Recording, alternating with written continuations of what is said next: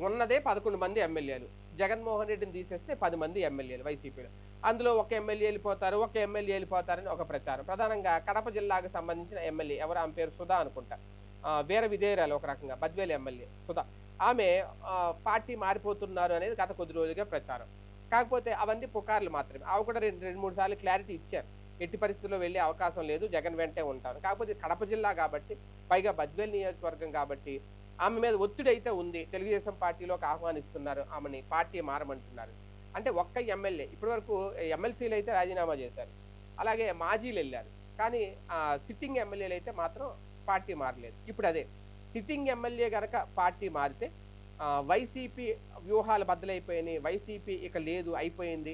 ఒకళ్ళెళ్లారంటే మిగిలినోళ్ళు కూడా వెళ్ళిపోతారన్నారు. వాస్తవంగా మరి రాజ్యసభ సభ్యులు ఎళ్ళిపోయారు కదా! ఎమ్మెల్సీలు ఎళ్ళిపోయారు కదా! ఇక ఎమ్మెల్యేలు కూడా వెళ్ళిపోతా ఉంటే మొదలైతే అది గనక ఇంక వైసీపీ అయిపోయింది ఆంధ్రప్రదేశ్‌లో అంటారు. కాకపోతే ఇక్కడ ఈ ఎమ్మెల్యే సుధా అయితే వెళ్తానని చెప్పట్లేదు. అదంతా కేవలం పుకార్లని కొట్టి పారేస్తున్నారు.